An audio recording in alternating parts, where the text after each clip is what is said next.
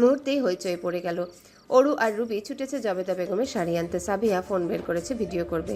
Living রুমের টিভিতে মুন্নি বদনাম হুই গানটা প্লে করা হয়েছে। অন্যদিকে গম্ভীর মুখে দাঁড়িয়ে আকাশ, চোখে মুখে হতাশা।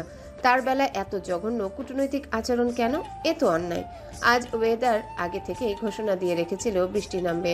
সন্ধ্যা খুব করে ঝড়ঝাপটা শুরু হয়েছে। তীব্র বাতাস, একটু আগে বাতাস থেমেছে, গুড়ি গুড়ি বৃষ্টি ঝরছে। ওয়েদার খুব ঠান্ডা। ওয়েদার ডিমান্ড দাঁড়ালো গরম গরম খিচুড়ি আর ভর্তা। জবেদা বেগম বাচ্চাদের চাহিদা অনুযায়ী রান্না বসিয়েছেন চুলোয়। আকাশের নাচ শেষ হতে পুনরায় গোল করে বসা হলো। এইবার অরু তন্ময়ের পাশে এসে বসেছে। সবার মধ্যেও কিভাবে ঢুকে গেল বোঝা মুশকিল। তন্ময় স্পষ্ট অনুভব করছে অরুর ছটফটানি। বৃষ্টি হচ্ছে তো, তাই এখন রাত 2-3টের দিকে ওকে নিয়ে সরি বৃষ্টি হচ্ছে তো তাই এখনও অনেক খুশি। বৃষ্টি দেখলেই হলো, মেয়েটা খুশি। খুব পছন্দ করে মেঘলা আকাশ, শীতল বাতাস, তীব্র বর্ষণ। তন্ময়কে প্রায় ওকে নিয়ে বেরোতে হতো বৃষ্টির মধ্যে। রাত বিরেত বায়না ধরতো বৃষ্টিতে ঘুরবে। এমনও হয়েছে রাত 2-3টের দিকে ওকে নিয়ে বেরিয়েছে। গাড়ির কাচের সঙ্গে লেপ্টে থেকে বাইরের পরিবেশ মুগ্ধ নয়নে দেখেছে। 4-5 রাউন্ড যাওয়ার পর পুনরায় বোতলের মুখ থামলো তন্ময়ের সামনে। রুবি এই সুন্দর ওয়েদার একটা রোমান্টিক বাংলা শুনতে চাচ্ছিল, তাই তন্ময়ের ডেয়ার নেওয়ার সে তার ইচ্ছাটা বলে ফেললো। সাবিয়াও খুব করে রিকোয়েস্ট করলো, ভাইয়া প্লিজ একটা গান হয়ে যাক। অরুকেও ভীষণভাবে আগ্রহী দেখালো। তন্ময় চুপ হয়ে আছে। ছোটবেলা থেকেই শুনে এসেছে তার গানের গলা খুব ভালো। সেই সুবাদে ক্লাসরুমে তাকে প্রায়শই দাঁড়িয়ে বই রিডিং পড়তে হতো কিংবা পাঠ্য বইয়ের রচনা বলতে হতো। বন্ধু বান্ধবদের সামনেও কয়েকবার গান গাইতে হয়েছে। গিটার হাতে স্কুল কলেজে গানের প্রোগ্রামগুলোতেও গিয়েছে। তবে বড় হয়ে গান গাওয়াটা পাবলিকালি তার ইতস্তত লাগে, আনিজি একটা ভাব দেয়, তাই এ সচরাচর অ্যাভয়েড করে। তবে আজ গাওয়া যায়। দীর্ঘ নিঃশ্বাস ফেলে মাথা দোলায় সে। তৎক্ষণাৎ শান্ত হয় লিভিং রুম। উদ্দীপনায় ঘেরা সবাই। তন্ময় রাজভারী গম্ভীর স্বরে গানের টান পড়লে উস্কি শোনায়, খুবই সফট। আর বৃষ্টির শব্দের সঙ্গে শুনতে আলাদা ভালো লাগা, মাদকতা কাজ করছে। গান শুরু হতে সাবিহা মুখে হাত চেপে মিটিমিটি হাসতে থাকে। তার মুগ্ধ নজর পাশাপাশি বসা অরু তন্ময়ের পানে। এই পৃথিবীর যত সুখ, যত ভালোবাসা। গভীর রাত, বৃষ্টি এখনো প্রখর গতিতে বইছে। ঝপঝপ শব্দ চারিপাশ থেকে। হুটহাট মেঘ ডাকছে শব্দ করে। তন্ময়ের সাথে ঘুমোতে এসেছে দীপ্ত, আকাশ আর অয়ন। তিনজনই ঘুমিয়ে পড়েছে। তন্ময়ও নিদ্রায় ছিল। উঠেছে মাত্রই ওয়াশরুমে যাবে বলে। ওয়াশরুম সেরে বেরোতেই মনে হলো এক গ্লাস পানি খাওয়া দরকার। সে লিভিং রুম পেরিয়ে ডাইনিং রুমে যাবে, সেই সময় শব্দ শুনতে পেল। ঝপঝপ বৃষ্টির শব্দ, সঙ্গে গানের গলা।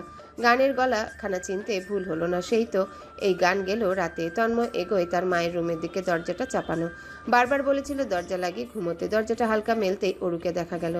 বারান্দার দরজা মেলে বারান্দায় বসে দুহাত ও ভাঁজ করে ফোনের স্পিকার কানে ধরা। সেখান থেকেই গানটা বাজছে, আমি ভালোবাসি তোমাকে। লাইনটার সঙ্গে অরুও বিড়বিড় করে গাইছে। তন্ময় থমকে দাঁড়িয়ে রইল। পলক পড়ল না দীর্ঘক্ষণ। বুকের ভেতরে আর্তনাদ, মস্তিষ্ক অচলায়তন। যেন কেন এত সীমারেখা রয়েছে? বয়সের ব্যবধান, সম্পর্কের দ্বিধা, কেন এত বিষাক্ত রূপে দাঁড়িয়ে? সে চাইলেও পারছে না জড়িয়ে ধরতে। দীর্ঘ সময় লাগে ওই মিষ্টিখানা মুখখানা দেখতে। পারছে না জানাতে যে তার মনের মানুষ আছে, আর সে তার চোখের সামনে বসে।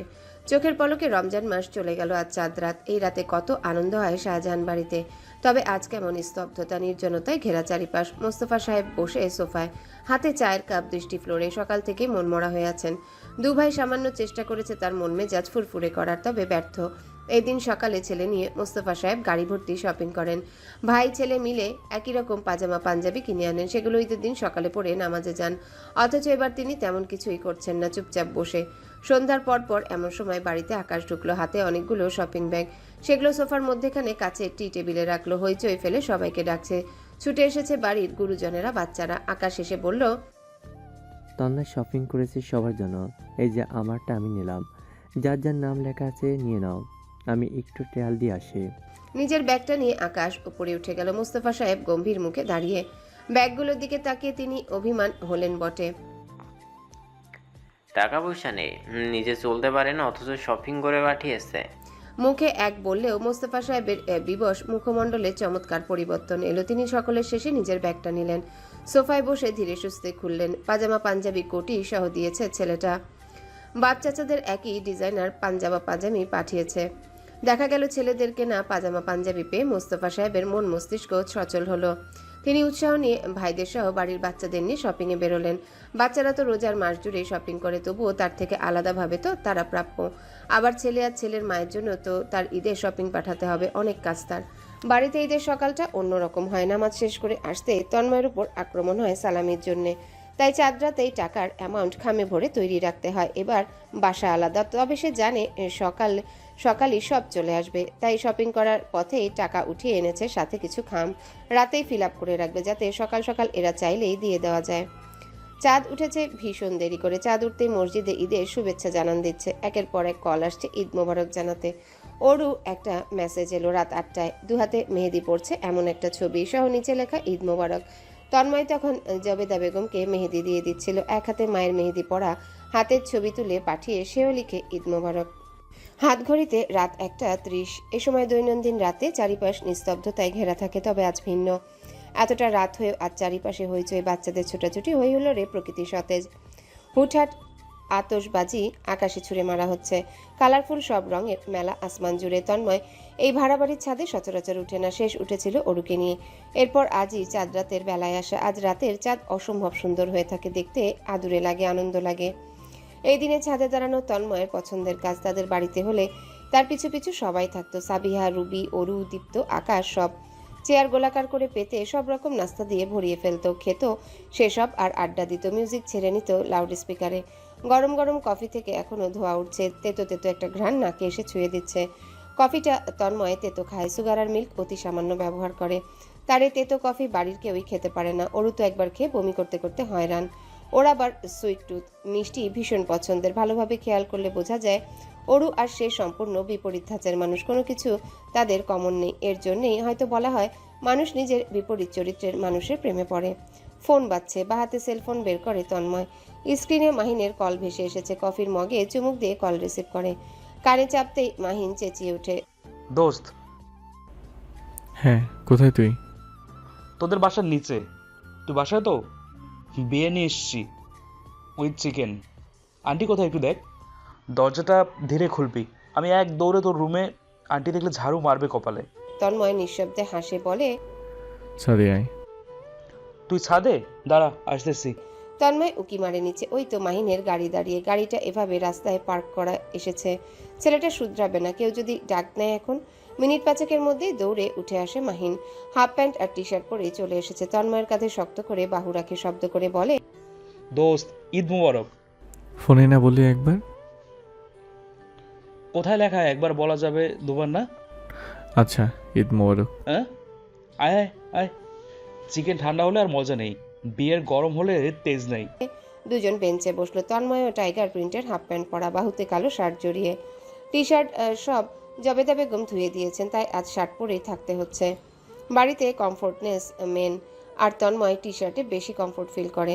মাহিন চিকেনগুলো বের করেছে। বিয়ার একটা তন্ময়ের হাতে ধরিয়ে দিয়ে আরেকটা খুলে চুমুক বসায়। চিকেনের ঘ্রাণে আশপাশ ম করছে। বিয়ার হাতে তন্ময় ধীর গলায় শুধায়, বাকিরা কোথায়?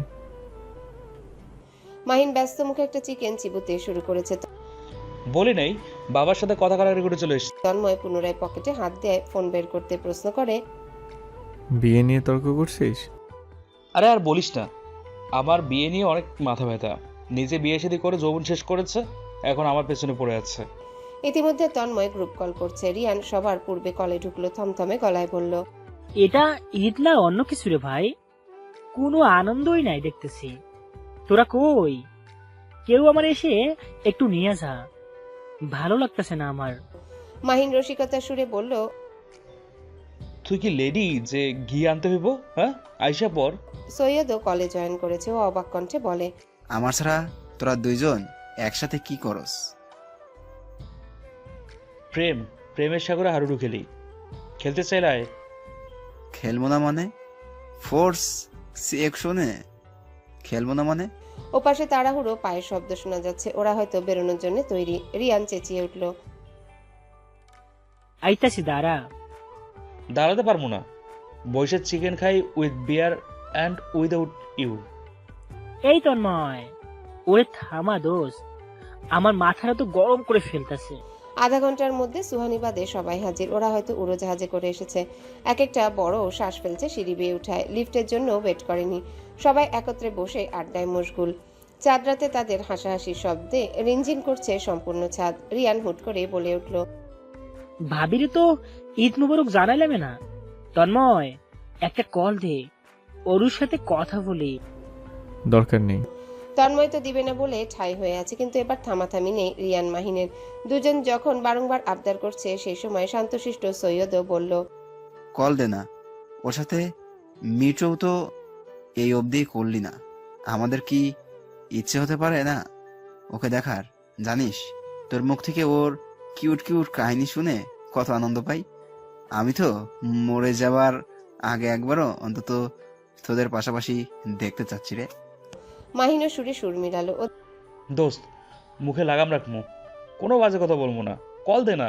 ওদের কন্টিনিউয়াস ঘ্যাঙানো শুনে তন্ময় দীর্ঘ নিঃশ্বাস ফেলে।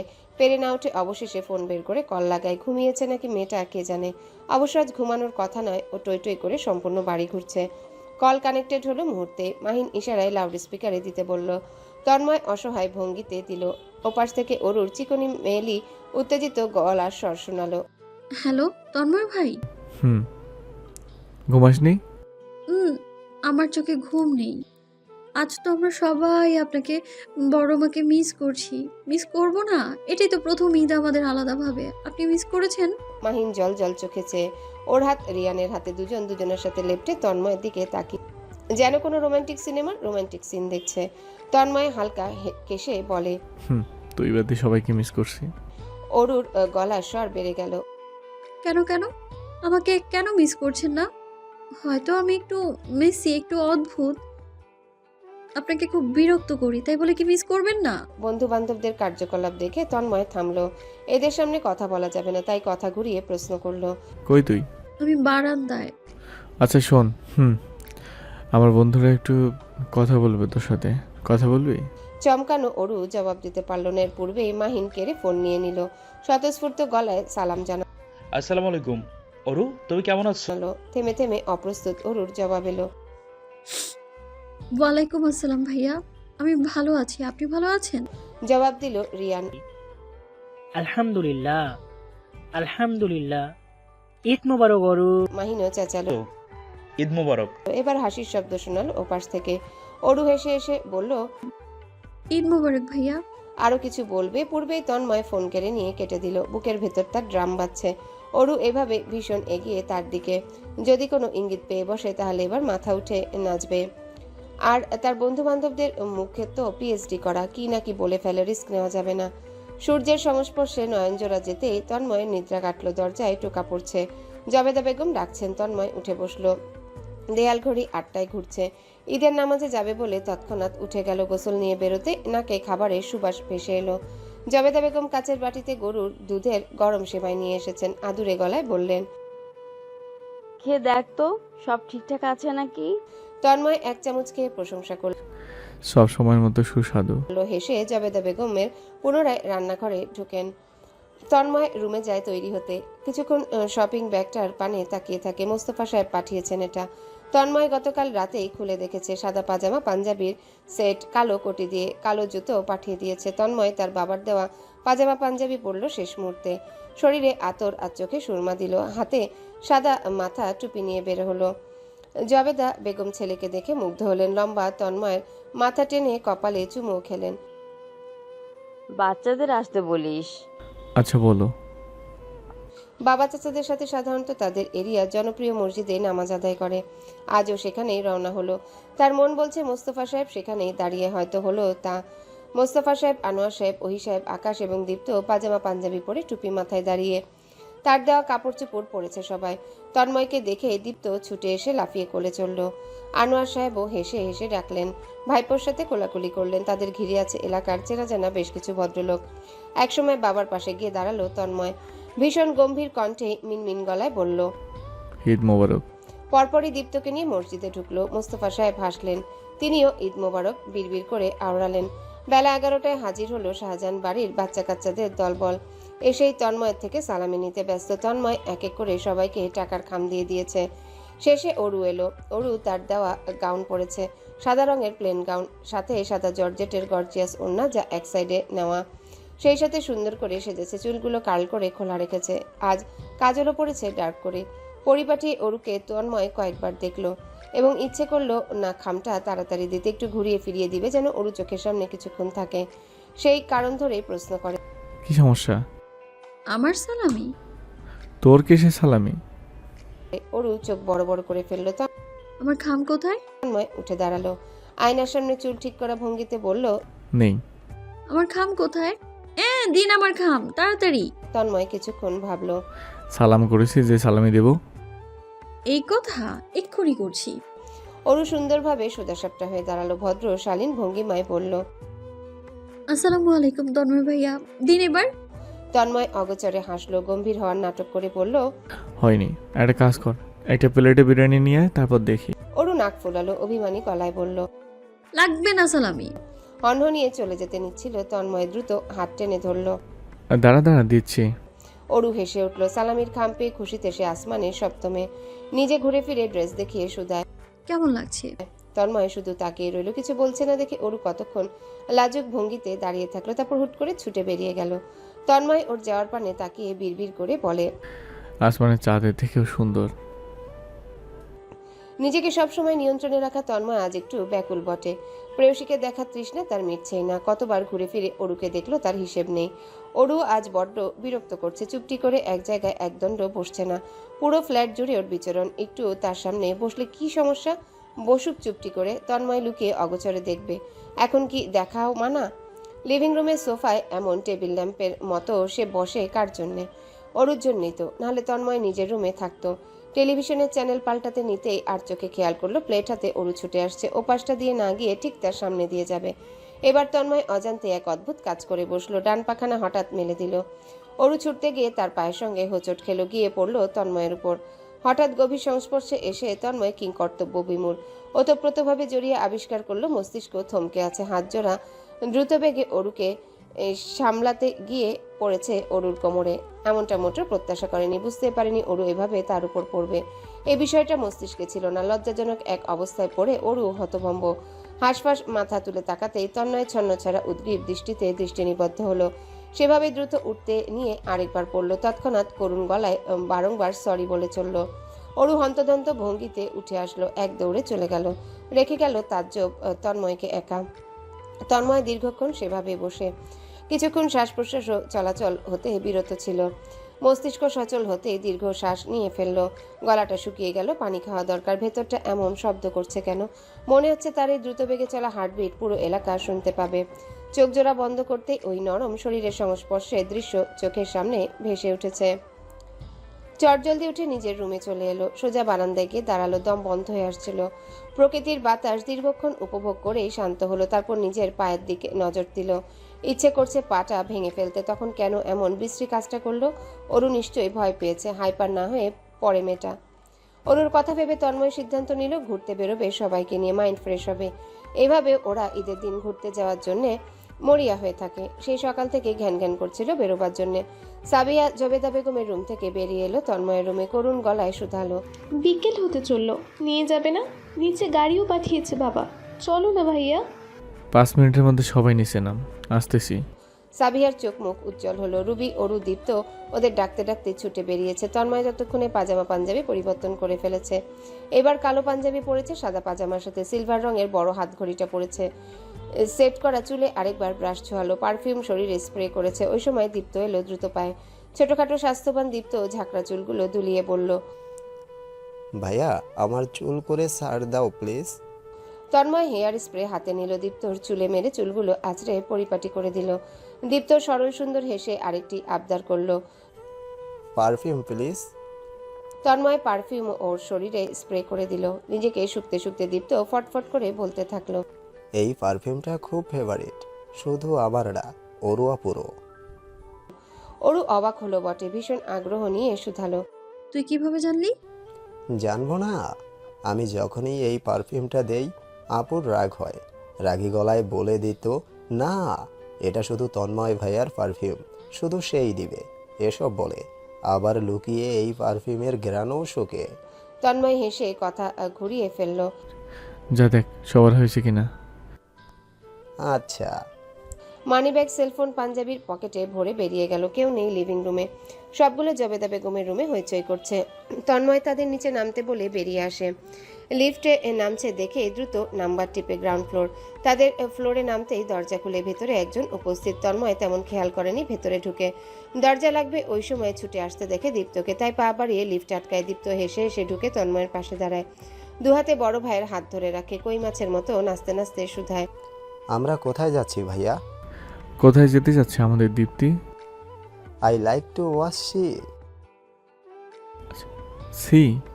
একদিনের মধ্যে গিয়ে সি দেখে ফেরা তো হবে না, আজ অন্য কোথায় যাই, পরের বার সমুদ্র টিপে যাবো। ওকে ওকে, তাহলে অন্য কোথাও কই যাচ্ছে? আশেপাশে।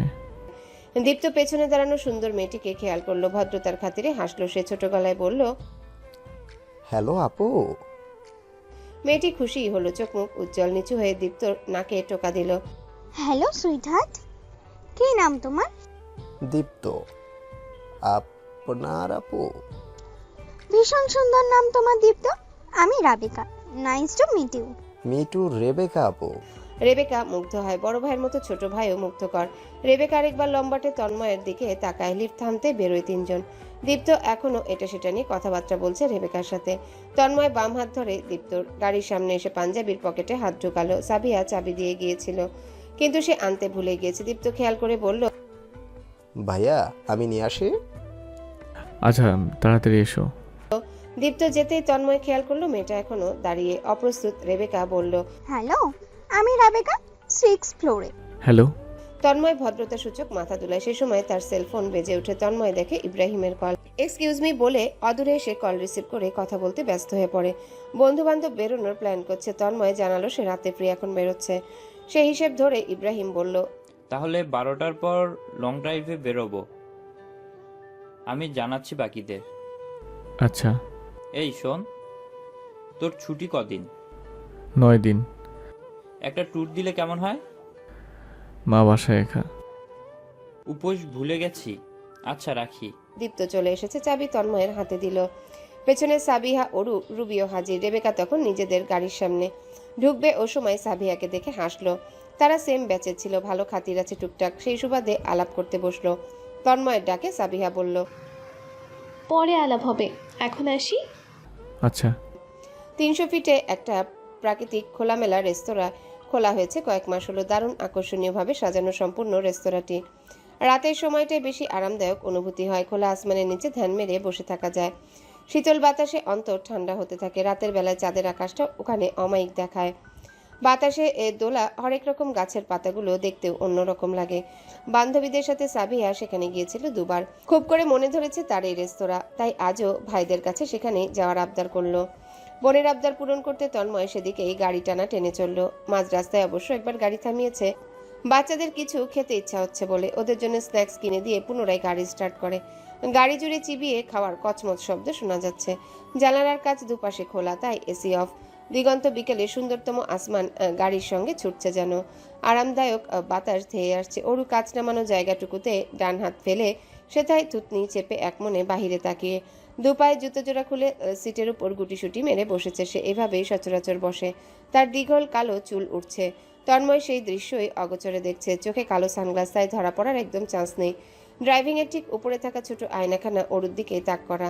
অরু যখন এদিকে এসে বসেছে তখনই ঘুরিয়ে নিয়েছে সে। এই সময় খেয়াল করলো অরু হাত বাইরে বের করেছে। একটা গাড়ি ক্রস করে গেলে কি হতে পারে ধারণা আছে নাদান মেয়েটার। কপাল কুঁচকে আসলো তন্ময়ের। ধমকানো গলায় চিন্তিত সুরে বলল, হাত ভেতরে নেই। অরু ঝটপট হাত গুটিয়ে নিল, যেন এই ধমক শোনার আশা এসেছিল। তন্ময়ের ইদানিং সন্দেহ হয় মেয়েটা বারংবার একই কাজ ইচ্ছে করে করে নাকি, নাহলে একই কাজের জন্য বারবার তাকে ধমকাতে কেন হবে। সে তো ধমকাতে চায় না, তাকে জোরপূর্বক বাধ্য করে। রাস্তায় জ্যাম আছে ভালোই, সঙ্গে মানুষের উৎপত্তি। গিজগিজ করছে লাখো মানুষের ভিড়ে। সেই সব ঠেলে পৌঁছাতে পৌঁছাতে সন্ধ্যা প্রায়। গাড়ি পার্কিংয়ে দারুণ সুযোগ রয়েছে। তন্ময় গাড়ি পার্ক করলো এক সাইড করে। সাবিহা ইতিমধ্যে বেরিয়েছে, বড্ড খুশি সে। ভাই বোনদের ভেতরটা দেখানোর জন্য এক প্রকার অস্থির। অরুর বেরোতে সময় লাগলো। জুতো জোড়া পরলো, তারপর বেরোতে ধরলো। গাউন নিয়ে আটকালো দরজার সঙ্গে। নিচু হয়ে না ছুটিও বোকার মতো টানছে। তন্ময় সেই দৃশ্য কিছুক্ষণ দেখে এগিয়ে আসলো চাবি হাতে। চাবিটা পকেটে ভরে গম্ভীর স্বরে বলে, ওদিকে সরে দাঁড়া। অরু লেপটে গেল দরজার সঙ্গে। এভাবে তন্ময়ের সামনে বড়ই ছোট দেখতে সে। এভাবে গুটি সুটি মেরে লেপটে যেতেই আরো ছোট দেখালো। তন্ময়ের আধা ঝুঁকে ওর আটকে থাকা ওড়নার আঁচলটুকু ছুটিয়ে দিল। তন্ময় খেয়াল করেছে ও একটু কাছাকাছি গেলেই অরু হাঁসফাঁস করে, যেন শ্বাস প্রশ্বাস নিতে পারছে না। ব্যাপারগুলো যেমন তন্ময় খেয়াল করে তেমন উপভোগও করে। তবে আজ অরু তড়িঘড়ি করে ছুটে পালিয়ে যায়নি, বরঞ্চ ঠাঁই দাঁড়িয়ে। তন্ময় আর চোখে শক্ত হয়ে দাঁড়ানো অরুর পানে চেয়ে সামনে পা বাড়ায় পিছু অরুও ছুটে। ওদের ফিরতে ফিরতে রাত 10:10। গাড়ি সোজা থামিয়েছে শাহজাহান বাড়ির সামনে। আকাশকে পূর্বেই কল করে এনেছে। তন্ময় গাড়ি থেকে বেরিয়ে চাবি ওর হাতে ধরিয়ে দিল। ইশারায় অরু সাবিয়া ওদের ভেতরে যেতে বলল। সাবিয়া ক্লান্ত ভঙ্গিতে চলে গেছে। দীপ্ত হইচই ফেলে ঢুকেছে অরু দাঁড়িয়ে। অন্যদিকে আকাশ গাড়িতে ঢুকে বাড়ির ভেতর ঢুকাচ্ছে। দুজন দাঁড়িয়ে ফাঁকা গলির মতো বড় রাস্তাটায়। ওকে ভ্যাবলার মতো দাঁড়িয়ে থাকতে দেখে তন্ময় বলল, ভিতরে যাচ্ছিস কেন? আপনি যাচ্ছেন না কেন? আমি কি তোকে বলে যাব? কেন? বললে কি হবে? আপনি গেলেই আমি যাব। দৃঢ় গলার জবাব অরুর। তন্ময়ের হাসি পেল, তবে হাসলো না। মুখশ্রী গম্ভীর রাখার চেষ্টা করে শুধালো, কেন? আপনাকে যদি কেউ কিডন্যাপ করে নেয়? আমাকে কিডন্যাপ করবে? তো আজকালকার মেয়েদের নজর ভালো না। তার মানে তোর নজরও ভালো না? সবাই আর আমি কি এক নাকি? আমি খুবই ভালো, আমার নজরও ভালো। আর মেয়েরা কি কিডন্যাপ করতে চাইলে করতে পারে, আমার বাধা নেই? এমন জবাব অরু মোটেও হয়তো আশা করেনি। চোখ বড় বড় করে তাকালো। কি? তন্ময় মাথা ঝুঁকিয়ে হাসলো, বলল, এখনো দাঁড়িয়ে? অরু দৌড়ে চলে গেল। দরজার ভেতরে ঢুকে শেষবার উকি মেরে তবেই গিয়েছে। তন্ময় বাড়িটা একবার দেখে হাঁটা ধরল। গলির মাথায় এসে পাজোরা থেমে গেল। সামনে মোস্তফা সাহেব দাঁড়িয়ে গম্ভীর মুখে, হাত জোড়া পিঠের পেছনে পেঁচানো। এখনো শরীরে লেপটে তন্ময়ের কিনে দেওয়া পাজামা পাঞ্জাবি। তন্ময় আনমনে হেসে এগিয়ে গেল। বাবার পাশ ঘেঁষে চা দোকানটায় গিয়ে বসলো। মোস্তফা সাহেব নরম হলেন, তিনিও এগিয়ে গেলেন, ছেলের পিছনে গিয়ে বসলেন। তন্ময় দুটো চা দিতে বলে, চিনি কম। দুজন চুপচাপ বসে, কেউ কোনো কথাবার্তা বলছে না। মোস্তফা সাহেবই গলা ঝেড়ে গম্ভীর স্বরে কথা বলেন, কেউ একজন নিজে তো আমার কোনো কিছুর ব্যবহার করছে না, বোনকেও শিখিয়ে দিয়েছে ব্যবহার করতে না, নিজের টাকাই চলবে। তাহলে আমার এত টাকা পয়সা কামানোর কি মানে দাঁড়ালো? তন্ময়ও একই সুরে জবাব দেয়, কেউ একজনকে জানানো হলো আমার বোনকে আমি শিখিয়ে পড়িয়ে দেইনি, সে যা করেছে নিজ উদ্যোগে। আর এত কিছু চিন্তা হলে কেউ একজন নিজের ভাইজিকে আমার হাতে তুলে দিতেই পারে, তাহলে তোর আর সমস্যা দাঁড়াচ্ছে না? কেউ একজনের নজর আমার ভাইজির উপরে কেন থাকে? লজ্জা শরম কিছু নেই? বোনের চোখে যে বড় হয়েছে তার দিকে নজর। ছোটবেলায় আমার হাতে গুঁজে দেওয়া হয়েছে, ওই বোনের চোখে বড় হওয়া মেয়েটি হবে আমার বউ। তখন থেকে আর বোনের চোখে বড় করিনি, বউয়ের চোখে বড় করেছি। কেউ একজনকে জানানো হলো আমি শাহজাহান তন্ময় তো আর এভাবে পাগলামি করিনি, আমাকে পাগল বানানো হয়েছে। এত সমস্যা হলে নিজের ভাইজানকে কেন আটকে রাখতে পারে না? তন্ময়ের তুলে দেওয়া চায়ের কাপ ধরে মোস্তফা সাহেব থমকে রইলেন। ছেলের সঙ্গে তর্কে তিনি কেন পেরে ওঠেন না? অতিরিক্ত ভালোবাসেন বলে নাকি? ঈদের ছুটি কাটালো 9 দিন। 9 দিন পরে টানা 5 দিন অফিসে ব্যস্ত ছিল তন্ময়। সে ব্যস্ততা কাটিয়ে উঠতে না উঠতে টানা 3 দিনের জন্য কোম্পানির বসের সঙ্গে বিজনেস ট্যুরে যেতে হলো তার। যাওয়ার সময় তন্ময় সাবিহাকে বাসায় রেখে গেল। তার অনুপস্থিতিতে যেন মায়ের দেখাশোনা হয়। 3 দিনের ট্যুর শেষে ফিরেছে আজ রাত 1:30-এ। ঘুমানোর আগ মুহূর্তে ফোন চেক করলো। নিত্যদিনের মতোই অরুর কিছু অদ্ভুত মেসেজ আনসিন হয়ে আছে। কি রিপ্লাই দেওয়া যায় এসব মেসেজে সে আজও বুঝে পেল না। তাই ফোন রেখে শুয়ে পড়ল, ভীষণ ক্লান্ত লম্বা জার্নি করে। চোখ জোড়া বুঝতে অরুর হাস্যোজ্জ্বল মুখশ্রী ভেসে উঠল। অনেকদিন ধরে মেয়েটাকে দেখছে না। কিছুদিন চোখের সামনে না এলেই তন্ময়ের অশান্তি লাগে, শূন্যতা অনুভব হয়। 2 দিন ছুটি আছে। তন্ময় ভেবে রাখলো কাল অরুর কলেজে যাবে। ওর কলেজ ছুটি হয় যেহেতু সকাল 12টায়, তন্ময় 12টার আগেই পৌঁছে যাবে ওকে পিক করতে, লাঞ্চ করাতে নিয়ে যাবে। তন্ময়ের ঘুম ভাঙে বৃষ্টির শব্দে। ঝড় ঝাপটাময় বৃষ্টি।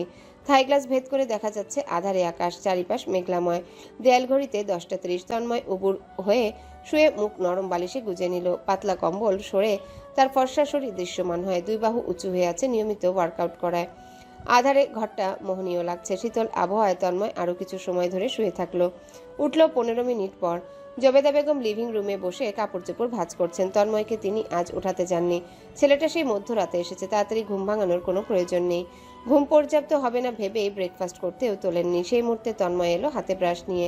ওকে দেখেই জবেদা বলে উঠলেন, বেলা হয়েছে, নাস্তা আর খাওয়ার প্রয়োজন নেই আব্বা। বিরিয়ানি রেঁধেছি, গরম করে দেই। তন্ময় মাথা দুলিয়ে নিজের রুমে ফিরে আসে। তোয়ালে নিয়ে ওয়াশরুমে ঢুকে আয়নায় মুখ দেখে মনে হলো দাড়ি বড় হয়েছে, ছাঁটা দরকার। ভাবনা আসতে ইলেকট্রিক রেজার হাতে নিল, নিজেই ছাঁটাই করে ছোট করে সাইজ করে নিল। মুখ ধুয়ে ঠান্ডা পানি দিয়ে গোসল করে বেরোলো। আজ আর ফর্মাল পরলো না, কালো জিন্স প্যান্টের সাথে সাদা টি শার্ট পরে নিল। বাহাতে ঘড়িটা জাপটে ফেললো, মানিব্যাগ পেছনের পকেটে ভরে বেরোলো। জবেদা বেগম ইতিমধ্যেই খাবার বেড়েছেন। তন্ময় বসলো, ধীরে সুস্থে খেতে থাকলো। খাওয়ার এক ফাঁকে তাদের ড্রাইভার চাচাকে কল করলো, বলল আজ ওরুকে পিক করতে হবে না, সে যাবে। জবেদা বেগম মিটিমিটি হেসে শুধালেন, অরুর কলেজ যাবি বুঝি? ঠান্ডা গলায় জবাব দিল, নিয়ে ফিরিস বাসায়, বিরিয়ানি রান্না করেছি, ওর পছন্দের। আচ্ছা। কখন বেরোবি? এই তো বাড়াবো এখনই। বাইরে তো ঝড়ো বৃষ্টি, এর মধ্যে যাবি? বলতি গাড়ি করে এখানে এসেই নামতো। ঝড়ঝাপটা নেই এখন, শুধু বৃষ্টি। জবেদা বেগম তবুও চিন্তিত। তন্ময় বেরিয়ে গিয়েও পুনরায় ফিরে এলো। তাকে দেখে জবেদা বেগম প্রশ্ন করেন, কিছু রেখে গেছিস? তন্ময় অস্পষ্ট স্বরে হু বলে লিভিং রুম পেরিয়ে ঝটপট নিজের রুমে ঢুকে মিনিটের মাথায় রুম থেকে বেরোয় পাতলা শুভ্র রঙের জ্যাকেট নিয়ে। জবেদা বেগম কালো রঙের ছাতাটি ছেলের হাতে ধরিয়ে দেন। অরুকে নিয়ে ফিরিস বিড়বিড়িয়ে বলেন। তন্ময় এক হাতে ছাতা, অন্য হাতে জ্যাকেট নিয়ে বেরিয়ে পড়ে। পার্কিং লটে দেখা হয় জিন্স প্যান্টে জড়িয়ে থাকা আধুনিক রেবেকার সঙ্গে। কালো রঙের গাড়িটি সামনে দাঁড়িয়ে, রেবেকা গাড়িতে ঢুকতে নিচ্ছিল। তন্ময়কে দেখে দাঁড়িয়ে পড়ল। উঁচু হিলে শব্দ তুলে কিছুটা এগিয়ে এসে দাঁড়ায়, মাথা দুলিয়ে হেসে শুধায়, কোথাও যাচ্ছিলেন? তন্ময় ভদ্রতা বজায় রেখে অস্পষ্ট গলায় জবাব দেয়। রেবেকা চিন্তিত দৃষ্টিতে বাইরেটা দেখে নিল। বাইরে এখনো তীব্র বর্ষণ, কমবার সম্ভাবনা ক্ষীণ। গাড়ির আসা যাওয়া তেমন একটা নেই, তাই সে আশাবাদী গলায় বলল, কোথায় যাচ্ছেন? আমি লিফট দিতে পারি? তন্ময় ব্যস্ত ভঙ্গিতে হাত ঘড়িতে সময় দেখে নেয়। পকেট হাতরে সেলফোন বের করতে নিয়ে জানায়, উপরে আসবো আমরা। রেবেকা হতাশ হয় বটে, তবে পর মুহূর্তে হেসে প্রশ্ন করে, কদিন আপনাকে দেখিনি, বিজনেস ট্যুরে ছিলেন বুঝি? হ্যাঁ, গতকাল রাতে ফিরেছি। রেবেকা পুনরায় হতাশার চূড়ান্তে পৌঁছায়। এত কম কথা মানুষ বলে কিভাবে? বিশেষ করে পুরুষ মানুষ এত কম কথা বললে চলে নাকি? কই তার কলিগ কিংবা কাজিন অথবা চেনা জানা যেসব সিঙ্গেল পুরুষ আছে সবগুলোই কথাবার্তায় পটু। মেয়ে পটাতে 5 মিনিট লাগে না যেন ওদের। আর রেবেকার সামনে তো ওরা মুখ থুবড়ে পড়ে থাকে, এটা সেটা বলে পটানোর জন্যে 1 সেকেন্ড বাদ রাখে না। কিন্তু ওদের প্রতি বিন্দুমাত্র আগ্রহ কাজ করে না রেবেকার। অথচ এমন একজনের প্রতি আগ্রহ জন্মালো যার তার প্রতি আগ্রহ নেই। শব্দ যে মেপে মেপে ব্যবহার করে, ভীষণ সুদর্শন তবে গোমরা মুখের অধিকারী, চুপচাপ থাকা শান্ত স্বভাবের, একদম রেবেকার অপোজিট স্বভাবের। তাও এত ভালো কেন লাগছে? এমন বাজেভাবে মনে ধরেছে যে সে এই প্রথম কোনো পুরুষের সঙ্গে সেদে সেদে কথা বলছে। কিছুই কি বুঝতে পারছে না সামনের লোকটা? হতাশা লুকিয়ে রেবেকা পুনরায় কথাবার্তা বাড়ানোর চেষ্টা করে। সাবিহা থেকে জানলাম আমরা সেম ভার্সিটিতেই ছিলাম, আপনি সিনিয়র। সাদা রঙের একটা প্রাইভেট গাড়ি মাত্রই এসে থামলো সদর দরজার সামনে। গাড়িটা দেখে তন্ময় তাড়াহুড়ো গলায় বলল, অন্য একদিন কথা হবে, কিছুটা তাড়াই আসি। তন্ময় দ্রুত পায়ে চলে গেল। রেবেকা দাঁড়িয়ে আছে একই জায়গায়। সদর দরজার পানে তার নজর। দাঁত দিয়ে ঠোঁট চেপে সে ভাবনায় বিভোর। কলেজের সদর দরজা বন্ধ, এখনো ছুটি হয়নি। কলেজের সামনে একটা কফি শপ আছে, গাড়িটা শপের পাশেই থেমেছে। বৃষ্টি মাথায় নিয়ে তন্ময় গাড়ি থেকে নামে, ছুটে গিয়ে দাঁড়ায় কফি শপের সামনে। এখনো অনেকটা সময় বাকি, তাই ডিরেক্ট কফি শপে ঢুকে কলেজের সদর দরজা দেখা যাবে এমন কর্নার বেছে নেয় বসার জন্য। গ্লাস ভেদ করে ওপাশটা ক্লিয়ার তার দৃষ্টির সামনে। কাছে টেবিলে রাখা মেনুটা ঘুরিয়ে ফিরিয়ে দেখে রেখে দিল। একজন অল্প বয়সী ওয়েটারের সে কি প্রয়োজন জানতে চাইলে তন্ময় ইউজুয়াল কফির অর্ডার করে। কফি আসতে সময় নেয় না, কিছুক্ষণের মধ্যেই দিয়ে যায়। আবহাওয়া দারুণ, তাই বুঝি কফি তৃপ্তি বাড়ল, না হলে এত ভালো লাগবে কেন? কাচের গ্লাস বেয়ে পড়তে থাকা বৃষ্টির জল দেখতে দেখতে আনমনে কফিটা শেষ করে ফেললো। আরেকটা কফির অর্ডার দিল। সেটি কেবলই টেবিলে দিয়ে গিয়েছে ওয়েটার। এক চুমুকও খেতে পারেনি। পূর্বেই দেখা যায় কলেজের দরজা খোলা হচ্ছে। একঝাঁক অল্প বয়সী তরুণ তরুণী বেরোতে শুরু করেছে। কেউ ভিজে ভিজে, কেউ বা ছাতা মাথায়, কারো কারো ফ্যামিলি ছাতা নিয়ে হাজির, কারো বা গাড়ি এসে দাঁড়িয়েছে। তন্ময় কফিটা রেখে দ্রুত উঠে দাঁড়ায়, কাউন্টারে বিল মিটিয়ে বেরোয়। ছাতাটা মাথায় তুলে রাস্তায় পেরিয়ে ওপাশে গিয়ে দাঁড়ায়। মিনিটের মাথায় একটি মেয়েকে দেখতে পায় দুজন ছেলের মধ্যে দাঁড়িয়ে। মেয়েটা ওর মামাতো বোন সুমনা। তন্ময় চেনে, প্রায়শই আসতো বাসায়।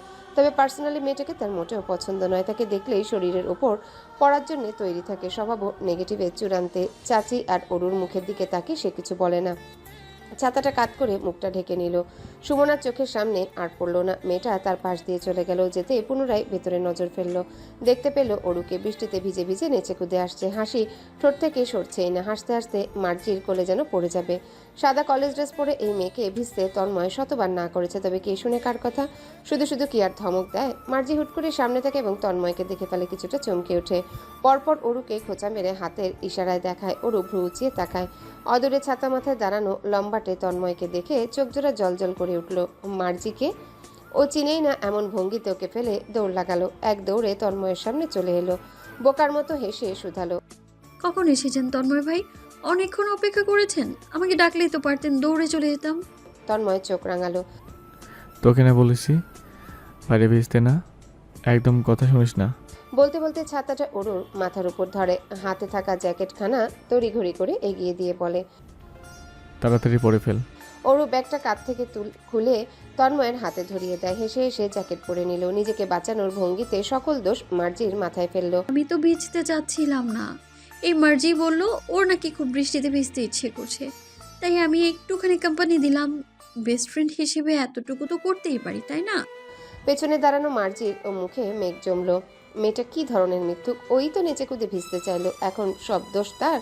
আর চোখে মুখ বাঁকালো, তবে কিছু বলল না। মেয়েটা যেভাবে হা হুতাশ করেছে কদিন ধরে তন্ময় ভাইয়ের জন্যে, শ্বাস ফেলতে নিতে শুধু একটাই কথা, তন্ময় ভাই। যাক, অবশেষে দেখা পেল। অন্যদিকে অরু মার্জিকে দেখেও দেখছে না। সে বড়ই ব্যস্ত তার তন্ময় ভাইকে দেখতে। হাত নাড়িয়ে কোনো মতে বলল, মার্জি তুই বাসায় যা, আল্লাহ হাফেজ। তন্ময় আর চোখে চঞ্চল মেয়েটাকে দেখে নিল, যে কিনা পারছে না মার্জিকে মাথায় তুলে দূরে ফেলে দিতে। ঠোঁটে আসতে চাওয়া হাসিটুকু আটকে মার্জিকে প্রশ্ন করে, তুমি একা যেতে পারবে নাকি আমার সাথে আসবে? না ভাইয়া, যেতে পারবো। এহসান আছে তো, ওই যে বন্ধুদের সাথে। ও আর আমি একসাথেই যাব। তন্ময় মাথা দোলায়। অরুকে নিয়ে হাঁটা ধরে। ডান হাতে ছাতা এবং বাঁ হাতে অরুর কলেজ ব্যাগ। বৃষ্টি এখনও তুমুল গতিতে ঝরছে। মাথার উপরে ধরা ছাতাটা বাতাসে হালকা দুলছে। তন্ময়ের টি শার্ট প্রায় ভিজে গিয়েছে। হঠাৎ ভেজা তার শরীর ঘেঁষে অরু আলগোছে তার হাতটা জড়িয়ে ধরল। ধরে ও নিজেই কিছুক্ষণ হাঁসফাঁস করে চলল। লজ্জায় মাথা তুলে তন্ময়ের দিকে তাকাতে পারল না। অন্য সময় হলে তন্ময় ছাড়িয়ে নিত কিংবা ওকে সরিয়ে দিত। আজ আর ইচ্ছে করলো না, ধরতে দিল। নিজে উপভোগ করতে থাকলো নরম হাতের স্পর্শ। ক্ষণে ক্ষণে লুকিয়ে আর চোখে ওর তাকানোর প্রয়াসগুলোকে উপভোগ করতে লাগলো। মোড়ে এসে দাঁড়ালো রিকশার জন্য। এমন সময় অরু হুট করে ছাতাটা টেনে নামিয়ে ফেললো। হালকা ভেজা তন্ময় এবার পুরো ভিজে জবজবে। ওঠানোর শার্ট করা চুলগুলা ভিজে কপালে লেপটে এলো। রাগান্বিত দৃষ্টিতে তাকাতে অরু চুপসে যাওয়া গলায় আবদার করে, বৃষ্টিতে ভিজে যাই, অল্প একটু রাস্তাই তো। মেয়েটার সাথে সে কখনোই পেরে উঠবে না। ছাতাটা গুটিয়ে বন্ধ করে নেয়। একটা রিকশা দাঁড় করায়। অরুকে উঠিয়ে নিজেও উঠে এসে পাশে বসে। পারতে সে কখনোই অরুর এত কাছাকাছি আসে না, বসে না। পুরুষ মানুষে, তার উপর দৃষ্টি অপবিত্র। মোটেও ভালো কিছু মাথায় আসে না কাছাকাছি থাকলে। এর জন্যেই এত দূরত্ব রাখে। সেসব কি আর এই অবুঝ মেয়ে বোঝে? ও তো তন্ময়কে পুড়িয়ে জ্বালিয়ে ছাড়খাড় করতে চায় প্রতিনিয়ত।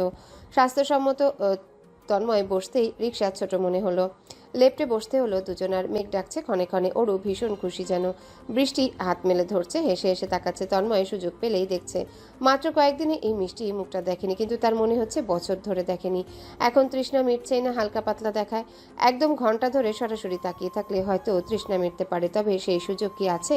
অরু তো আর চোখে বারংবার তাকিয়ে চলেছে, পারছে না তন্ময়কে চোখ দিয়ে গিলে খেতে। পড়াশোনা কেমন চলছে? ভালো না, আমি কাল থেকে পড়তে আসি। বাসায় টিচার রাখা হয়েছে না? তাদের পড়ানো বুঝি না তো। আমার মুখে কি এক্সট্রা মধু যে যা বলিস তাই বুঝিস?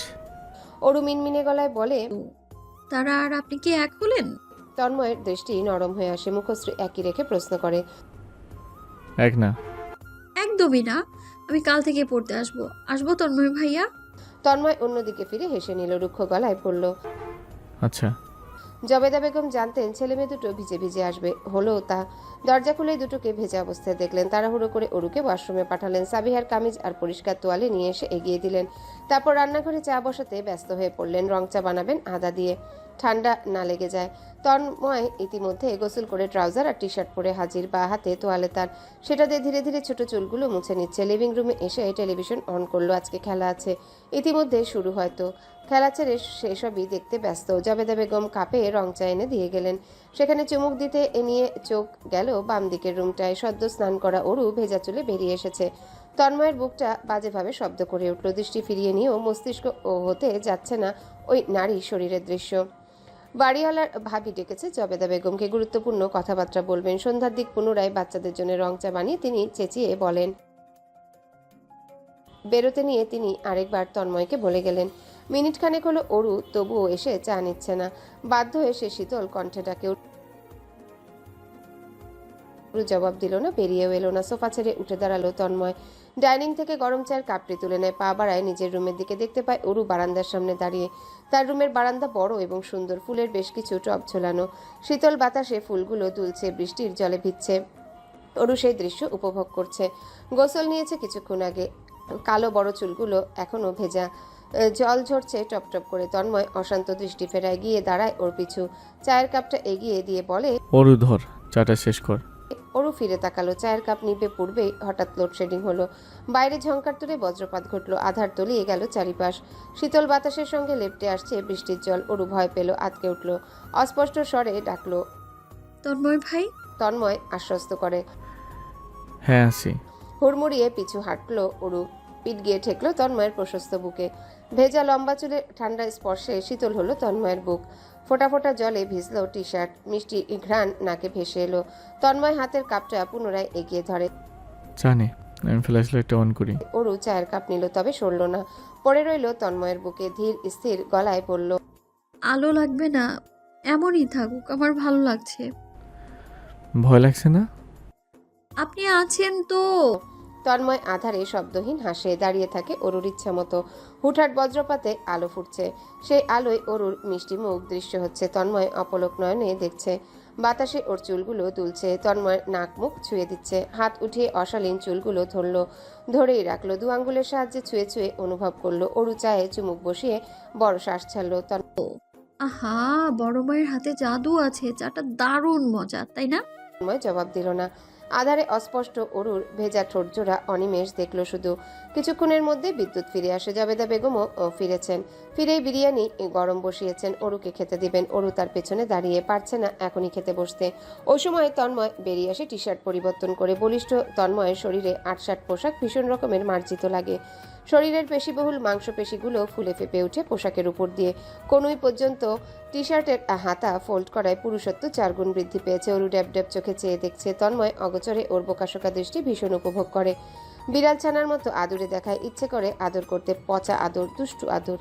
গাড়ি ছাড়া চলাফেরায় বড্ড অসুবিধা হয় তন্ময়ের। একটা প্রাইভেট গাড়ি কেনা এই মুহূর্তে সম্ভব নয়, তবে বাইক কেনার মতো সামর্থ্য হয়েছে। গতকাল বন্ধুদের নিয়ে সাদা কালো সংমিশ্রণে ইয়ামাহা R15 V3 বাইকটা কিনেছে 4,25,000 দিয়ে। বাইক কিনে সঙ্গে সঙ্গে আর ফেরা হয়নি, বন্ধুদের সঙ্গে বেরোতে হয়েছে। ফিরতে ফিরতে গভীর রাত। পরদিন সকালে অফিসে যেতে হয়েছে। সন্ধ্যা 7টায় বাড়ি ফেরে। আজ অরুর পড়তে আসার কথা, তবে বাড়িতে ঢুকে অরুকে পেল না। মেয়েটা একবারই এসে বসে থাকে প্রতিদিন, আজ এখনো এলো না যে। সে সময় কল এলো আনোয়ার সাহেবের। উৎকণ্ঠা গলায় বললেন, তন্ময় আরো কি এখানে আছে? নেই, এখনো আসেনি। কি হয়েছে চাচ্ছু? ওকে পাওয়া যাচ্ছে না দুপুর থেকে। মেয়েটা কোথায় চলে গেল? তন্ময় চেঁচিয়ে ওঠে। পাওয়া যাচ্ছে না মানে কি বলছো? হাত ঘড়িতে রাত 8টা প্রায়। এত রাতে কোথায় যাবে? আনোয়ার সাহেব খুলে বলেন, তোমার চাচির সঙ্গে তর্ক করে বেরিয়েছিল, এখনো ফেরেনি। ওর বন্ধু বান্ধবদের কল করলাম, কারো কাছে যায়নি। আনোয়ার সাহেবের গলার স্বর ভেঙে আসছে। রুদ্ধশ্বাস ফেলছেন। তন্ময়ের বুকের ওঠানামার গতি বাড়ল। চিন্তায় কণ্ঠনালী আটকে এলো। কোনো মতে বলল, আমি আসছি। পরপর হন্তদন্ত পায়ে চাবিটা টি টেবিল থেকে তুলে বেরিয়ে পড়ল। পেছন থেকে জবেদা বেগম চেঁচালেন, কি হয়েছে অরুর? তন্ময় হাতের ইশারায় এসে কথা বলবে বোঝালো। গ্রাউন্ড ফ্লোরে বাইক রাখা। বাইকে বসে চাবি ঢুকে একটানে বেরিয়ে পড়ল। ইতিমধ্যে আনোয়ার সাহেব, মোস্তফা সাহেব, ওহি সাহেব 3 ভাই এলাকা ছড়িয়ে ছিটিয়ে পড়েছে। চেনা জানা সবাইও খুঁজতে নেমেছে। তন্ময় নিজের চেনা পরিচিত এলাকার পোলাপান জড়ো করে পাঠিয়ে দিল সব জায়গা জুড়ে। সে মাঝ রাস্তায় দেখা পেল মোস্তফা সাহেবের। তিনি তার ড্রাইভার সহ এদিক ওদিক খুঁজে চলেছেন। তন্ময়কে দেখতেই এগিয়ে গেলেন। উতলা গলায় শুধালেন, কোনো খবর পেয়েছো? না, এখন অবধি না। ওদিকটা দেখে আসি। আমি যাব সাথে। মোস্তফা সাহেব ছেলের বাইকের পেছনে উঠে বসেন। তন্ময় একটানে সামনে অগ্রসর হয়। বাইক এলাকার অলিগলিতে ঢুকছে। মোস্তফা সাহেব চিন্তিত দৃষ্টিতে সবটায় নজর ফেলছেন। রাতের এখন 9:30। তন্ময়ের বুকের ভেতরটা ভয়ে শীতল হয়ে আসছে। আত্মীয় স্বজন কারো বাসায় নেই, কোনো বন্ধু বান্ধবদের বাড়ি নেই, তাহলে কোথায়? তন্ময় অস্পষ্ট স্বরে আকুতি করে ওঠে। কোথায় তুই? ফিরে আয়। আনোয়ার সাহেবের চোখ জোড়া লাল, ভিজে জবজবে এলোমেলো চুল, অবিন্যস্ত অবস্থা। তন্ময়কে দেখে ভেঙে পড়েন। কি হলো আমার মেয়েটার? কোথায় ও? খুঁজে এনে দাও ওকে, খুঁজে আনো। শান্ত হ যাচ্ছু, আর ওর কিছু হয়নি।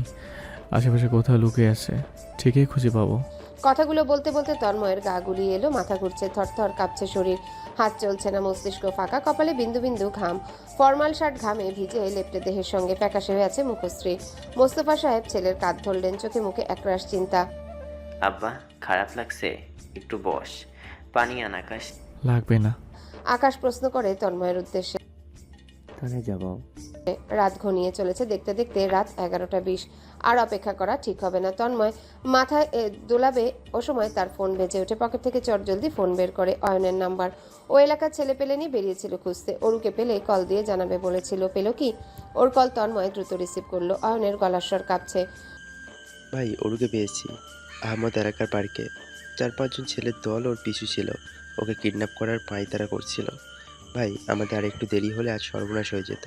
তন্ময়ের হৃদয় মুচড়ে উঠে, চোয়াল শক্ত হয়। হাতের মুঠোয় থাকা ফোনটা শক্ত করে ধরে বলে, ওকে দেখে রাখো আয়ন, আমি আসছি।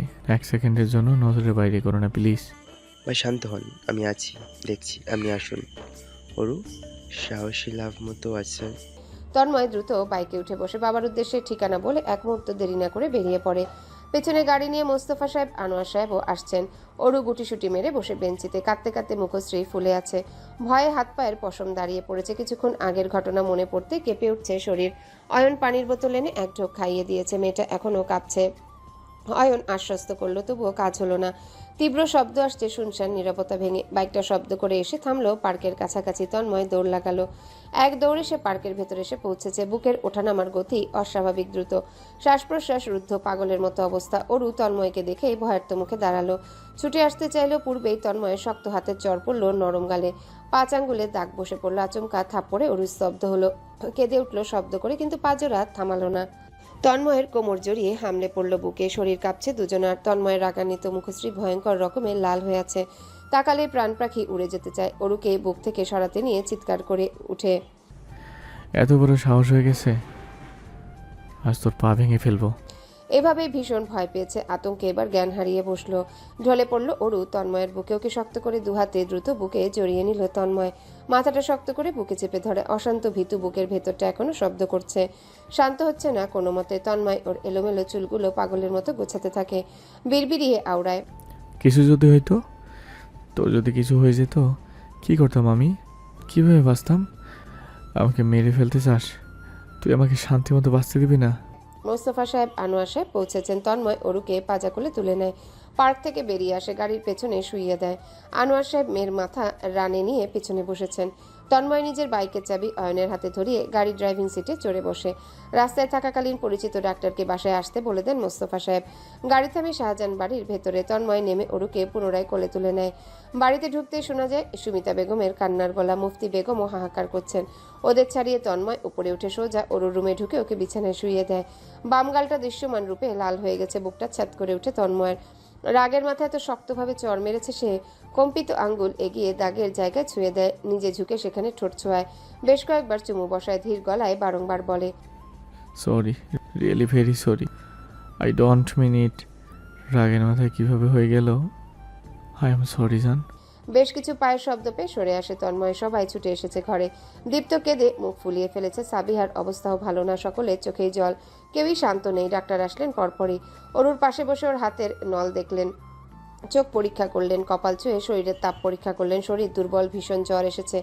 ভয়ে এবং আতঙ্কে জ্ঞান হারিয়েছে। কিছু ওষুধপত্রের নাম লিখে তিনি উঠে দাঁড়ালেন। তন্ময় ডাক্তারের সঙ্গে বেরোলো। ঔষধের নাম নিয়ে নিজেই আনতে গেল। ওষুধ নিয়ে ফিরে দেখলো সকলে লিভিং রুমে বসে।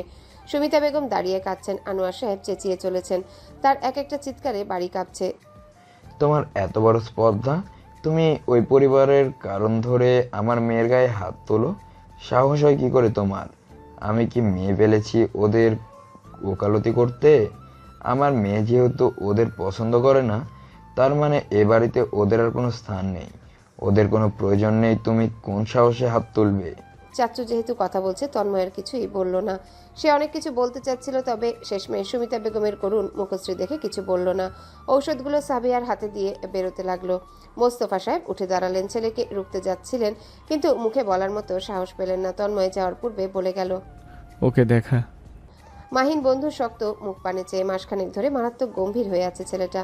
এভাবে তন্ময় শান্ত গম্ভীর, তবে এই মাস ধরে এসে আগুনের ফুলকি রূপে আছে। অল্পতেই ছ্যাত করে উঠে ভীষণ রকমের রাগ দেখা দিচ্ছে। প্রেয়সীর বিরহে একদম আগুনে ডুবছে যেন। মাহিন জ্বলন্ত সিগারেট এগিয়ে দিল, লম্বা আঙ্গুলের ভাঁজে সিগারেটটা নিল তন্ময়। সময় নিয়ে গোলাপি ঠোঁটে চেপে ধরল। সামনের টেবিলে সেলফোন কাঁপছে, স্ক্রিনে অরুর কল আসছে। তন্ময় ধরল না, গম্ভীর মুখে অশান্ত মনে শুধু দেখলো কল কেটে যেতে। কতদিন কথা হয় না, কতদিন দেখা হয় না। অনেক দিন, অনেকগুলো দিন হচ্ছে, হাত দিয়ে গুনে নেওয়া যাবে। তবে কেন মনে হচ্ছে শতাব্দী ধরে দেখা হয় না। ওই মিষ্টি মুখখানা বছর ধরে ছোঁয়া হয় না। কাকে শিক্ষা দিতে চাচ্ছে সে? ওই নাদান মেয়েকে শিক্ষা দিতে গিয়ে যে সে নিজে গভীরভাবে ক্ষতবিক্ষত হচ্ছে, প্রতিনিয়ত জ্বলে পড়ে অঙ্গার হচ্ছে হৃদয়। এই যন্ত্রণা যে ভীষণ ব্যথিত, প্রচণ্ড যন্ত্রণাদায়ক। আষাঢ় মাসের উদাসীন বৃষ্টি ঝুপঝাপ কিছুক্ষণ পরপর বিরতিহীন ভঙ্গিতে নামছে। বর্ষা বদলের দিনগুলো এভাবেই যায়। এই দেখা দেয় রোদ্দুর, আবার পর মুহূর্তে মেঘলা হয়ে ওঠে আসমান। অচিরে নামে পুষ্পবর্ষণ। বিকেল বেলায় অবশ্য পরিষ্কার ছিল আসমান, আবহাওয়া। সন্ধ্যার দিকে হিমশীতল বাতাস বইতে শুরু করলো, নামলো অঝরে বৃষ্টি। তন্ময় তখনই বেরোলো অফিস বিল্ডিং থেকে। আজ সে ছাতা আনেনি, ফোরকাস্ট দেখে এসেছিল আজ বৃষ্টি হওয়ার সম্ভাবনা নেই। তাহলে এখন এগুলো আসমান হতে কি নামছে? মধু? ফোরকাস্টের থেকে জাবেদা বেগমের আবহাওয়ার বেশ ভালো তথ্যসূত্র জানতে পারেন। আজ সকালবেলা তিনি অত্যন্ত দৃঢ় গলায় বলেছেন বৃষ্টি হবে, ছাতা সঙ্গে নিতে। তন্ময় ফোরকাস্টে নজর বুলিয়ে আর তার কথার গুরুত্ব দেয়নি। তন্ময় ভাবছে বৃষ্টির মধ্যেই বাইক টেনে বেরোবে। ও সময় কিছু কলিগস সামনে এসে দাঁড়ালো, কথাবার্তার আসর পাত্র। তন্ময় অগোচরে হুহা বলে নিজের মতামত জানান দিচ্ছে। তার পাশে দাঁড়ানো নারী হলো লাবণ্য, ওদের ডিপার্টমেন্টের সিনিয়র এমপ্লয়। তন্ময় থেকে বয়সে 2 বছরের বড়, কিছুটা উগ্র স্বভাবের, আটশাট পোশাক পরতে পছন্দ করে। আরও পছন্দ করে তন্ময়ের সঙ্গে কথায় কথায় উঠতে বসতে, হুটহাট গায়ের উপর পড়তে। এই তো এখনও অস্বস্তিজনক সিচুয়েশনে ফেলেছে তন্ময়কে। অস্বাভাবিকভাবে গায়ের সঙ্গে লেপ্টে দাঁড়িয়েছে তন্ময়। ভদ্রতাপূর্ণ দূরত্ব বজায় রাখতে সরে এলো। কথা বলা বলির একসময় হঠাৎ করে নজর গেল রাস্তার ওপারে। ছাতা হাতে, কামিজ পরিহিত এক ছোটখাটো মেয়ে দাঁড়িয়ে।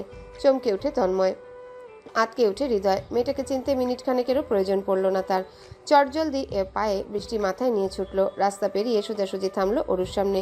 গলায় থাকা ধমকটুকু গিলে ফেলতে হলো ছলছল নয়ন পানে চেয়ে। ফর্সা লাল আধাবোচা নাকের পাটা ফুলে উঠেছে ক্ষণে ক্ষণে। ডান গাল বেয়ে ঝরল এক ফোঁটা নোনা জল। তন্ময় হাত বাড়ালো জলটুকু মুছতে। পূর্বেই অরু ছাতা ফেলে হনহনিয়ে হাঁটা ধরল। অস্থির তন্ময় ধমকের সুরে ডাকে, অরু। অরু থামে না, হাঁটার গতি বাড়ায়। বৃষ্টির জলে ইতিমধ্যে কামিজ লেপটেছে অঙ্গ প্রত্যঙ্গে। তন্ময় বড় বড় পায়ের ধাপ ফেলে অরুকে আটকায়। ওর সর্বশরীরে নজর বুলিয়ে ভ্রু কুচকে ফেলে, দাঁতে দাঁত চেপে রাগ সংবরণ করে শুধায়, তুই এখানে কি করছিস? একসরে হয়নি? ঠোঁটে ঠোঁট চেপে অভিমানিনী অরু চুপ করে রয়। টু শব্দ করতে রাজি নয় তন্ময়। ছাতা তুলে আনে। ছাতা বন্ধ করে অরু ডান হাত টেনে রাস্তা পেরিয়ে অফিস বিল্ডিংয়ের সামনে আসে। কলিগদের প্রশ্নে সংক্ষিপ্ত উত্তর দিয়ে পার্কিংয়ে পৌঁছায়। বাইকে চাবি পুড়ে উঠে বসে ভারী গলায় বলে, ওঠ। অরু সময় নেয়, তবে উঠে বসে বাইকের পেছন ধরে। তবুও তন্ময়কে ধরে না। তন্ময় লুকিং গ্লাসে একবার ওই জেদি মুখটা দেখে বাইক স্টার্ট করে। বাইকের গতি সাধারণ, বৃষ্টি এখনো একই গতিতে ঝরছে। বাতাসের তীব্রতা দারুণ তীক্ষ্ণ। এতক্ষণ ধরে চুপচাপ থাকার মতো মেয়ে তো অরু নয়। এখন অবধি চুপ রয়েছে মানে ভীষণ কষ্ট পেয়েছে। কষ্ট দেবার জন্যই তো তন্ময় মাসের ওপর এই ফাজিল মেয়েকে এড়িয়ে চলেছে। সংযোগ বিচ্ছেদ করেছে সেদিন রাতের ওই ভয়াবহ অনুভূতি বাধ্য করেছে তাকে স্টেপ নিতে, অরুকে শিক্ষা দিতে। এই শিক্ষার কথা মনে থাকলে ভবিষ্যতে এমন করার কথা দ্বিতীয়বার ভাববে না। বাইক এসে থামে শাহজাহান বাড়ির সামনে। তন্ময় জানে অরু এখন বাইক থেকে নেমে অভিমানজনিত হৃদয় তুলে ধরবে, কাঁদতে কাঁদতে শুধাবে কেন সে এড়িয়ে বেরিয়েছে। তখন তন্ময় ধমক দিয়ে মিটমাট করে নিবে, ওর পছন্দের বিরিয়ানিও পাঠিয়ে দিবে। কিন্তু তেমন কিছুই হলো না। অরু নির্বিকার ভঙ্গিতে বাইক থেকে নেমে সোজা বাড়ির ভেতর ঢুকে পড়ল। অন্য দিনের মতো ফিরে তাকালো না, দরজা ধরে উকি ঝুঁকিও দিল না। তন্ময় মাথাটা বাড়িয়ে ভালোভাবে দেখে নেয়, সত্যি চলে গেল তার বোকাশোকা অরু, চলে গেল। তন্ময়কে পরিষ্কার দেখছে, সে কি এবার একটু বেশি কষ্ট দিয়ে ফেললো? তবে কষ্ট তো আর ও একা ভোগ করেনি, ওর থেকে দ্বিগুণ ভোগ করেছে তন্ময় নিজে। কিভাবে সহ্য করেছে গত দিনগুলো মেয়েটা জানে। তন্ময় বেশ কিছুক্ষণ দাঁড়িয়ে রয়, অবশেষে বাইকে উঠে বসে একটানে চলে যায়। তন্ময় চলে যেতেই দোতলার আধারে বারান্দায় লুকানো মানবছায়া বেরিয়ে আসে, অপলকে দেখে যায় ওই বাইক যাওয়ার রাস্তাটি। জবেদা বেগম আড়ে আড়ে কয়েকবার অশান্ত ছেলের পানে তাকালেন। তন্ময় সেলফোন হাতে এদিক ওদিক হেঁটে বেড়াচ্ছে, বেশ টেন্সড দেখাচ্ছে ছেলেটাকে। একবার ডেকেছে, সাড়া দেয়নি। কিছুক্ষণ আগে একদম ভিজে জবজবে শরীর নিয়ে ঢুকেছে। জবেদা বেগম তক্ষুনি আদা চা বসিয়ে দিয়েছেন, চাটা হয়ে এসেছে। কাপে ঢেলে লিভিং রুমে এলেন তন্ময়, এখন সোফায় বসে মুখ পানের সামনে মোবাইল ফোন ধরে রাখা, ভ্রুদয়ের মাঝে সূক্ষ্ম ভাঁজ। জবেদা বেগম ডাকেন, আব্বা। তন্ময় মাথা তুলে তাকায়, হাত বাড়িয়ে চায়ের কাপটা নেয়, চুমুক বসিয়ে খেয়াল করে জবেদা বেগম একইভাবে দাঁড়িয়ে। তাই শুধুই, কিছু বলবে মা? কি হয়েছে তোর? কি হবে? চিন্তিত দেখাচ্ছ তোকে। তেমন কিছু না। তাহলে কেমন কিছু? দেখি, জটার বাঁধিয়েছিস নাকি? বলেই হাতের তালু তন্ময়ের কপালে ঠেকালেন। গরম গরম ভাব, জ্বর আসার সম্ভাবনা আছে। বিচলিত গলায় বলেন, খেয়ে দে ওষুধ নিয়ে তারপর রুমে যাবি, ঠান্ডাও বাজিয়েছিস। জবেদা বেগম রান্নাঘরের দিকে যেতেই তন্ময় পুনরায় সেলফোনে চোখ ফেলে। অরুকে দুটো কল দিয়েছে, সঙ্গে একটা মেসেজ। মেয়েটা কলও ধরল না, মেসেজের জবাবও দিল না। এমন কখনো হয়নি বলেই বুঝি এত অশান্তি লাগছে। আজ বৃহস্পতিবার, কাল তন্ময়ের বন্ধের দিন। অরু এর মধ্যে তাদের বাসায় আসেনি, আর ওই কল মেসেজেরও রিপ্লাইও করেনি। তন্ময় ভেবেচিন্তে অফিস থেকে বেরোনোর পূর্বে সাবিহাকে কল করে গলা খাকারি দিয়ে শুধোয়, ঘরে যেতে চাইছিলে না সেদিন? চেয়েছিলাম, তুমি তো নিলে না। আজ বেরো। এখন এই সন্ধেবেলা? হ্যাঁ, মাও নিয়ে যাই, 1 ঘন্টা রাস্তা, আর রাতেই ওখানটা বেশি জাঁকজমকপূর্ণ হয়। সাবিহা আনন্দে লাফিয়ে উঠে উত্তেজিত গলায় প্রশ্ন করে, কখন বেরোচ্ছি ভাইয়া? 7টার পর। আমি ওরদের গিয়ে বলি, দেখবা খুশিতে এরা নাচবে। অফিস শেষ করে তন্ময় বাসায় ফিরে গোসল নেয়। ড্রাইভার চাচাকে কল করে গাড়িটা তাদের বিল্ডিংয়ের পার্কিংয়ে দিয়ে যেতে বলে। তৈরি হতে শুরু করে। অরু প্রায়শই আকার ইঙ্গিত দিয়ে বুঝায় তাকে সাদা শার্টে বেশ মানায়। আজ তন্ময় সাদা শার্ট পরলো কালো প্যান্টের সাথে, হাত ঘড়ি পরে অরুর পছন্দের পারফিউমটা ব্যবহার করলো। চুল সেট করার সময় সাবিহার কল এলো। তন্ময় রিসিভ করতেই সাবিহা বলে, ভাইয়া ওরু তো যেতে চাচ্ছি। তন্ময়ের বুকটা ছ্যাদ করে ওঠে। যার জন্য আয়োজন, সে না গেলে কিভাবে কি? তন্ময় সাবিহার সম্পূর্ণ কথা না শুনেই বলে ওঠে, যাবে না মানে? সবাই যাচ্ছে, ওর কি সমস্যা? তোকে বল এক্ষুনি রেডি হতে, না হলে। সাবিহা ঠোঁট চেপে হেসে উঠে দুষ্টু স্বরে বলল, ভাই তুমি তো আগেই হাইপার হয়ে যাচ্ছ, আমার পুরো কথাটুকু শুনলে না। আমি বলছিলাম ওরও যেতে চাচ্ছিল না, আমি ওকে জোরপূর্বক তৈরি করিয়েছি। আটকে থাকা শ্বাসটুকু তন্ময় এবার ছাড়ল। গলার স্বর স্বাভাবিক রাখার প্রচেষ্টারত ভঙ্গিতে বলল, ও আচ্ছা, আয় তাহলে।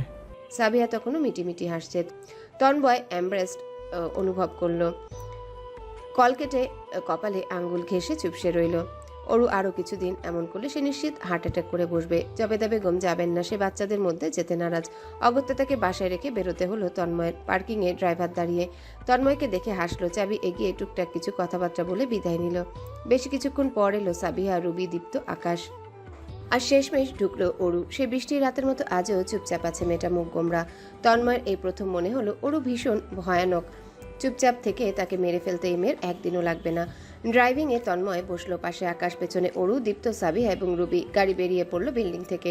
আকাশ FM চালু করে দিল। এক প্রেমিকের রিকোয়েস্টে তার প্রেমিকার জন্য একটা রোমান্টিক গান প্লে করা হয়েছে। গানটা মৃদু আওয়াজে বেজে চলেছে। ডান কাঁধের উপরের কর্নারে লুকিং গ্লাসটা তন্ময় কোনা করে সেট করলো। অরুর মুখটা লুকিয়ে অগোচরে দেখলো। দীপ্ত সন্ধিহান চোখে অরুকে আগাগোড়া দেখে নিচ্ছে বারংবার। কিছুক্ষণ পর পর খোঁচা দিচ্ছে, তবুও তাকে কিছুই বলছে না। অরু এক দৃষ্টিতে বাইরেরটা দেখছে। দীপ্ত আর থাকতে পারলো না, প্রশ্ন করেই বসলো, অরু আপু, তোমায় কে বকেছে? অরু মাথা ঘুরিয়ে ফিরে তাকায়, বলে, কে বকবে? না বকলে এমন হয়ে আছো কেন? মনে হচ্ছে এই জগৎ সংসারে তোমার কেউ নেই। অরু বিড়বিড়িয়ে জানায়, নেই তো, কেউ নেই। তন্ময় স্পষ্ট শুনল। লুকিং গ্লাসে চোখ নিতে অরুর সঙ্গে চোখাচোখি হলো। অরু দৃষ্টি ফিরিয়ে পুনরায় বাইরেরটা দেখছে। অরুর এমন করুণ অবস্থা দেখে আকাশও চিন্তায় পড়ল। আমার বকবকানির রানীর কি হয়েছে? ওর বকবক ছাড়া তো এই ট্রিপ হজম হবে না। কিরে সাবিহা, ওর কি হয়েছে? সাবিয়া মিটিমিটি হেসে বলে, ওরও অভিমান করেছে, অভিমান ভাঙলে ঠিক বকবক শুরু করবে। অরু মুখ ভেঙিয়ে বলল, আমার বইই গেছে অভিমান করতে।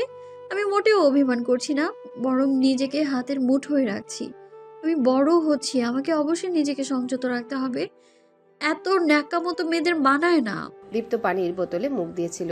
অরুর কথায়ও কেশে নাকে মুখে পানি উঠে, কাশতে কাশতে চোখের কোণে জল এসে জমে। কোনো মতে বলে, আপু তুমি ঠিক আছো? জ্বর বাঁধেনি তো? তন্ময় কোনো মতে ঠোঁটের হাসিটুকু গিলে নিল। মাথা ভেতরে নেই। অরু যেন কথাটুকু শুনল না, সেভাবেই মাথা বের করে চোখ বুজে আবহাওয়ায় মিশতে মগ্ন। তন্ময় অসহায় অনুভব করলো, মেয়েটা তাকে অবজ্ঞা করায় ডিগ্রি নিয়েছে যেন। আর চোখে তাকিয়ে দেখলো সাবিহা টেনে অরুকে নিজের সাথে মিশিয়ে নিল, কান টেনে শুধালো, একটা গাড়ি পাশ দিয়ে গেলে কি হবে আইডিয়া আছে? কথা শুনছিস না কেন? আমি খেয়াল রাখছিলাম তো। তন্ময় লুকিং গ্লাসে দৃষ্টি রাখে, ওর ভোতা মুখটা দেখে মিহি গলায় প্রশ্ন করে। চোখ বুঝে খেয়াল রাখছিলি? অরু মুখ বাঁকায়, জড়ানো গলায় বিড়বিড়িয়ে কিছু একটা বলে মুখখানা ঘুরিয়ে রাখে। হেসে ওঠে সাবিহা, দুপাশে মাথা দুলিয়ে বলে ওঠে, তোর সাথে তর্কে পারবো না। হ্যালো বন্ধুরা, পরবর্তী পার্ট খুব তাড়াতাড়ি আসবে, তো সবাই অপেক্ষায় থাকো। আর চ্যানেলটি যারা এখনো সাবস্ক্রাইব করোনি তারা পরবর্তী পার্ট দেখার জন্য চ্যানেলটি সাবস্ক্রাইব করে রেখো। ধন্যবাদ সবাইকে, আমাদের সাথেই থেকো।